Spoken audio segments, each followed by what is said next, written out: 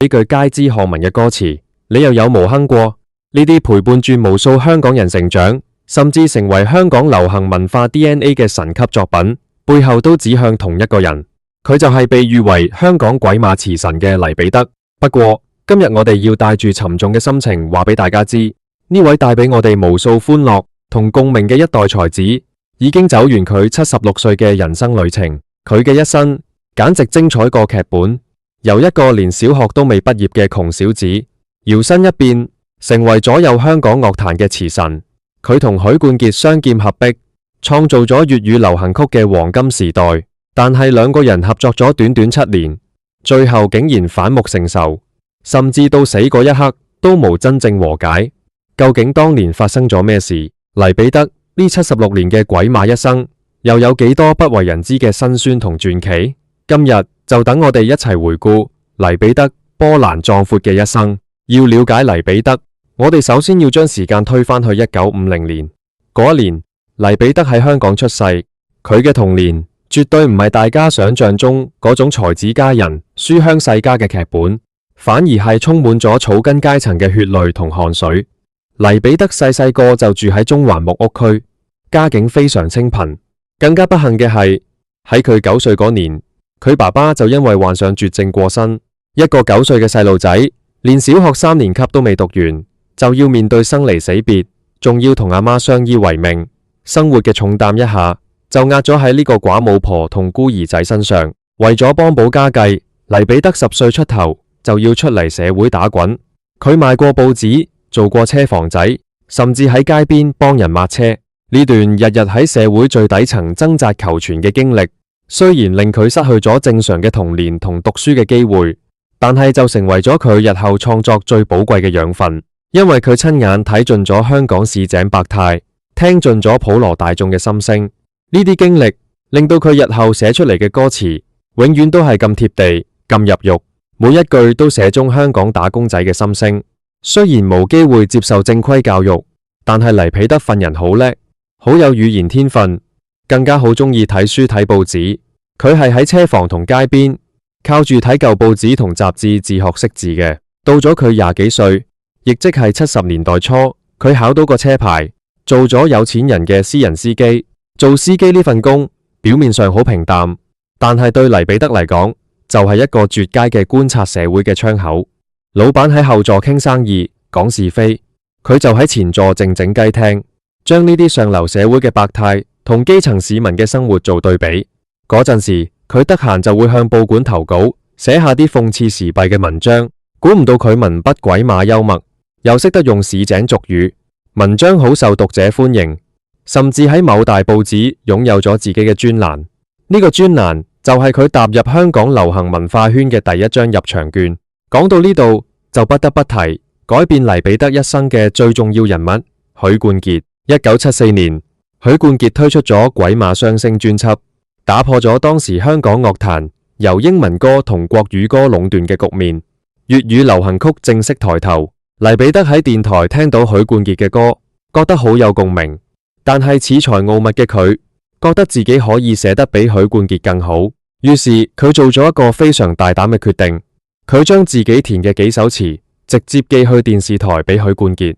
當時嘅許冠傑已經係大紅大紫嘅天王巨星，點會理一個名不見經傳嘅司機仔？但係命運就係咁奇妙。許冠傑睇到黎彼得嘅詞之後大為震驚，因為詞入面嗰種對市井生活嘅描寫，嗰種抵死絕核嘅幽默感，正正就係許冠傑最想要嘅元素。於是許冠傑主動約黎彼得喺半島酒店見面。大家試想象下個畫面，一個係大學畢業風度翩翩嘅大明星，另一個係小學未畢業滿口市井俗語嘅司機仔。呢兩個人坐埋一齊，竟然一拍即合，產生咗香港樂壇史上最犀利嘅化學作用。由1976年開始，黎彼得同許冠傑正式展開咗長達7年嘅合作關係。呢7年絕對係香港粵語流行曲最輝煌、最光芒四射嘅黃金7年。佢哋兩個人嘅合作模式通常係咁嘅，許冠傑負責作或者傳好旋律，然後兩個人一齊度橋填詞，最後由黎彼得將啲字眼執到最順口、最貼地，佢哋一齊創作出無數經典神曲。第一首震撼全港嘅就係半斤八兩。我哋呢班打工仔一生一世為錢幣做奴隸。呢句歌詞一出，成個香港嘅打工仔都為之瘋狂。點解？因為從來冇一首歌可以將打工仔嗰種日做夜做、受盡老闆冤氣但又無可奈何嘅辛酸寫得咁直白、咁淋漓盡致。黎彼得將自己做司機、做基層勞工嘅真實感受，毫無保留咁注入咗呢首歌入面。半斤八兩，做到紙積咁嘅樣，呢啲純粹嘅廣東話俗語喺黎彼得嘅筆下登上咗大雅之堂，成為咗一代人嘅集體回憶。接住落嚟，打雀英雄傳更加係展現咗黎彼得鬼馬詞神嘅功力。當時香港人好中意打麻雀，黎彼得將打麻雀嘅術語、心態完美咁融入去《射鵰英雄傳》嘅主題曲旋律入面。六嬸三太公，大眾開台啦，面似蓮蓉，一開頭就畫面感十足，將嗰種街坊街里圍埋一齊賭錢嘅熱鬧氣氛寫到出神入化。呢首歌唔單止搞笑，仲反映咗當時香港社會呢種草根階層嘅娛樂文化。黎彼得對市民生活嘅洞察力真係無人能及。但係如果大家以為黎彼得只係識寫搞笑市井嘅歌詞，咁就大錯特錯啦。佢填詞嘅深度同哲理同樣令人拍案叫絕。講緊嘅就係《浪子心聲》。呢首歌可以話係香港樂壇史上其中一首最偉大嘅作品。命裏有時終須有，命裏無時莫強求。呢兩句歌詞唔知安慰咗幾多喺人生低谷中掙扎嘅人。當時香港經濟起飛，社會競爭好激烈，人人都向錢看，追名逐利。黎彼得反而喺呢個時候寫出一首咁有道家思想、睇破紅塵嘅詞。人比海裏沙，無用多牽掛。君可見，漫天落霞，名利息間，似霧化。呢種意境竟然係出自一個冇受過高等教育嘅人手筆。你話佢唔係天才，係乜嘢？黎彼得曾經喺訪問講過，呢首歌嘅靈感其實係嚟自佢睇透咗香港社會嘅浮華，知道名利只不過係過眼雲煙。呢種豁達嘅人生觀一直貫穿住佢嘅一生。除咗呢幾首，佢哋合作嘅經典真係數都數唔晒。財神到、賣身契、加價熱潮、杯酒當歌、印象等等，每一首歌都係當年嘅年度金曲，每一張唱片都賣到滿堂紅。許冠傑同黎彼得，一個係台前嘅萬人迷，一個係幕後嘅靈魂人物，兩個人互相輝映，互相成就。外界甚至將佢哋形容為流行樂壇嘅李白同杜甫。不過正所謂天下無不散之筵席，再完美嘅拍檔都總有出現裂痕嘅一日。到咗80年代初，大約係1982年左右，呢對合作無間嘅黃金拍檔竟然毫無預兆咁宣布拆夥，而且仲係不歡而散，甚至係反目至今。呢件事成為咗香港娛樂圈30幾年嚟嘅一大懸案。究竟係咩原因令到兩個好兄弟要決裂？外界一直有好多猜測。有人話係因為錢作怪，當時許冠傑紅透半邊天，版稅收入係天文數字，而黎彼得雖然係聯合作詞人，但係收入同許冠傑相比，依然有一大段距離。有人猜測黎彼得覺得利益分配唔均，心生不忿，但係呢個講法好快就被熟悉佢哋嘅人推翻，因為黎彼得向來都唔係一個貪錢嘅人，佢更加重視嘅係別人對佢才華嘅尊重。亦有人話係因為創作理念出現咗嚴重嘅分歧。隨住80年代香港社會嘅轉變，市民嘅品味開始改變，不再只係滿足於70年代嗰種市井草根嘅題材。許冠傑希望轉型，寫多啲浪漫情歌，或者包裝得更加高雅嘅作品。但係黎彼得始終堅持佢嗰種貼地、諷刺時弊嘅風格。兩個人喺度橋嘅時候，爭拗越嚟越多。黎彼得性格直率，心直口快，而許冠傑雖然平易近人，但對音樂有極強嘅主導權同執着。兩個天才撞埋一齊，火花固然大，但係摩擦亦都一樣大。真正嘅導火線，黎彼得喺多年後嘅一次電台訪問中，曾經隱隱約約咁透露過。佢話其實冇一件具體嘅大衝突，而係日積月累嘅疲態同埋性格上嘅不合。佢形容自己當時年少氣盛，性格好硬頸，而許冠傑亦都有佢嘅堅持。有一次因為一首歌嘅一句歌詞，兩個人拗到面紅耳赤，互不相讓。最後黎彼得覺得，既然大家已經無咗當年嗰種心靈相通嘅默契，再勉強合作落去，只會破壞昔日嘅美好。於是佢主動提出拆夥。佢當時丟下一句：既然傾唔埋，就唔好再一齊搞啦。就咁樣，呢段為期7年嘅輝煌合作關係，畫上咗一個充滿遺憾嘅句號。最令人唏噓嘅係，自從拆夥之後，兩個人就真係老死不相往來。喺過去呢30幾40年入面，許冠傑開過無數次演唱會，請過無數嘉賓，但係從來冇見過黎彼得嘅身影。同樣地，黎彼得喺各種訪問入面，雖然會高度評價許冠傑嘅音樂才華，甚至承認無許冠傑就無今日嘅黎彼得，但係佢永遠都拒絕主動去聯絡對方。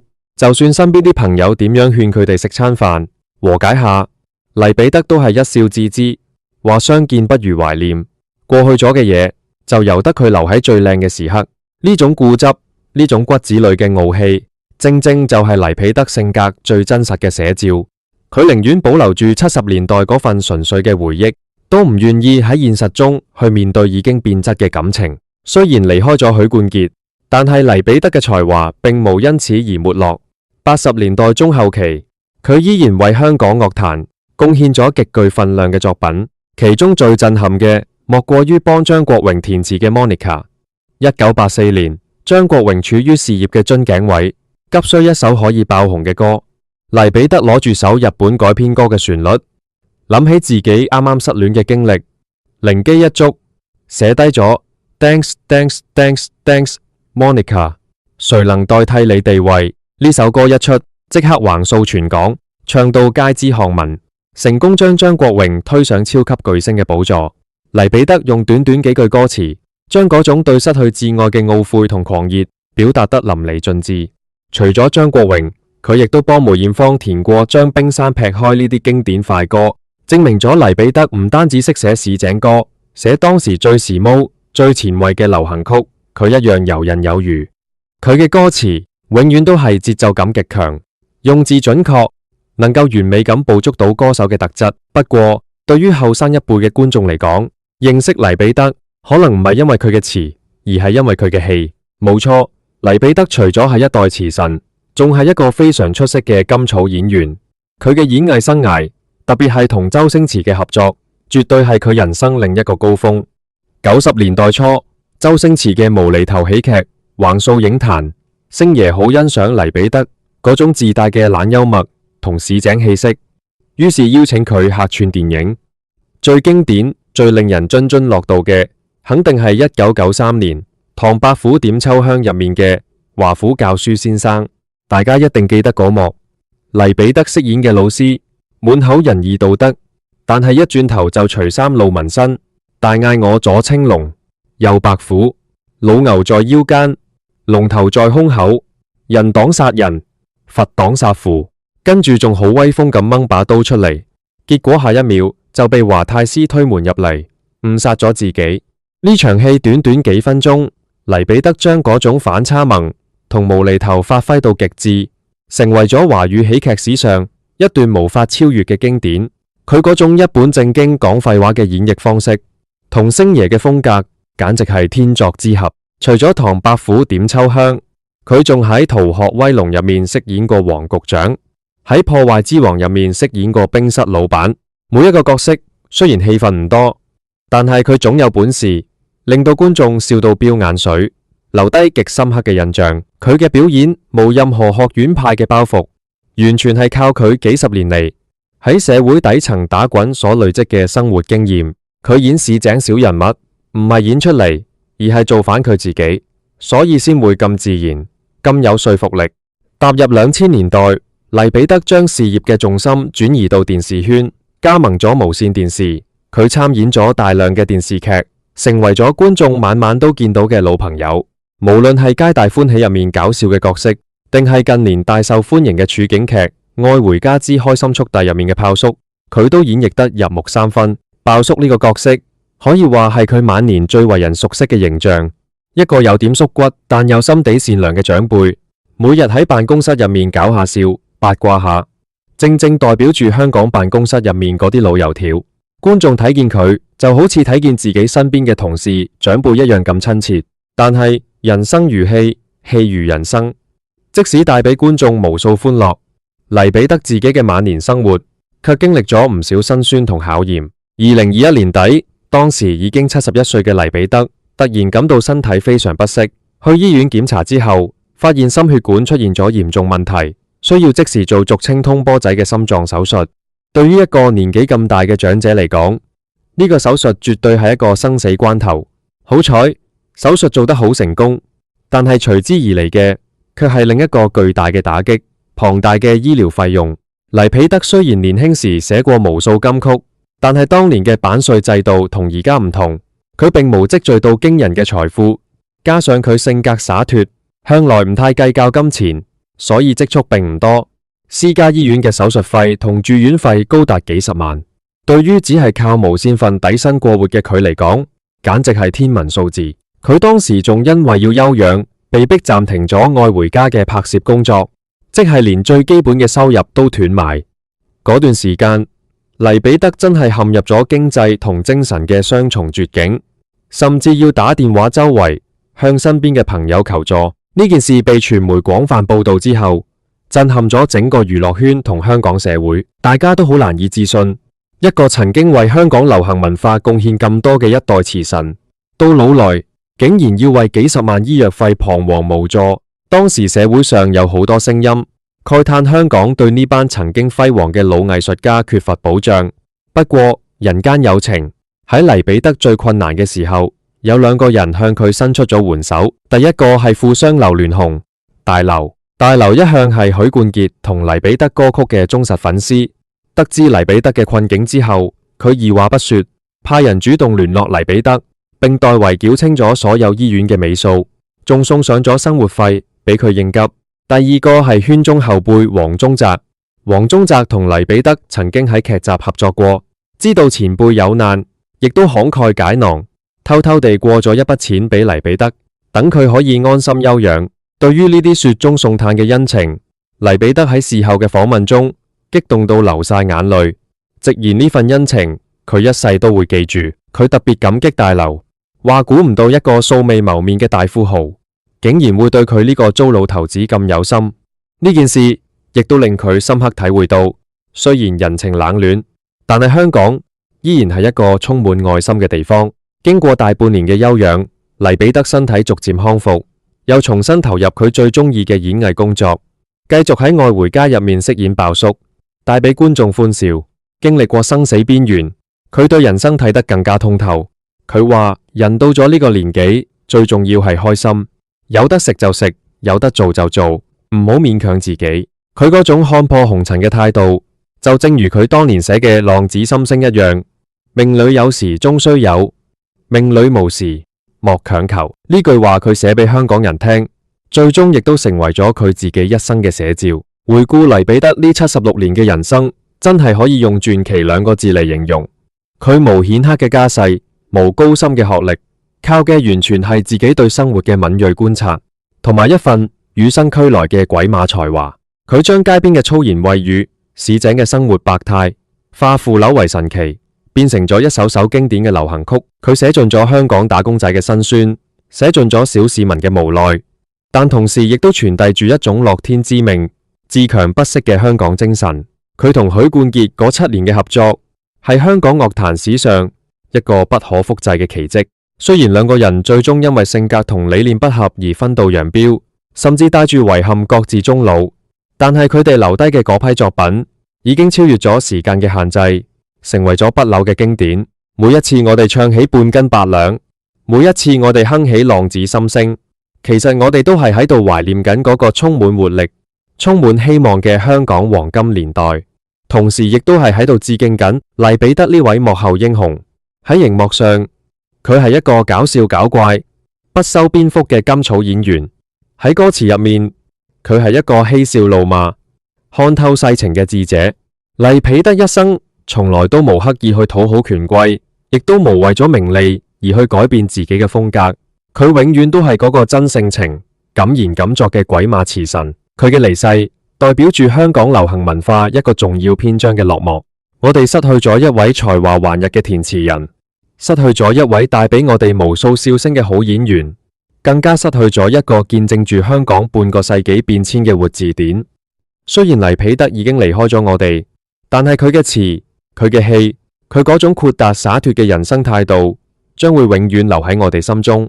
當我哋喺生活或者工作中遇到挫折嘅時候，不妨聽下佢寫嘅歌，諗下佢講過嘅金句，也許佢會喺另一個世界，用佢獨特嘅幽默感，同我哋講：喂，後生仔，半斤八兩啫，唔使咁傷心，命裏有時終須有吖嘛。各位觀眾，唔知你哋對黎彼得印象最深刻嘅係佢邊一首歌，定係佢邊一個角色呢？歡迎喺下面留言，分享你哋嘅回憶。黎彼得呢一生雖然曾經跌落谷底，雖然有過兄弟反目嘅遺憾，但係佢依然用佢嘅才華同堅韌，譜寫出一段屬於香港人嘅傳奇故事。一代詞神，一路好走。感謝你曾經為呢個城市帶嚟過咁多美好嘅旋律同笑聲。願你喺另一個世界繼續鬼馬，繼續瀟灑。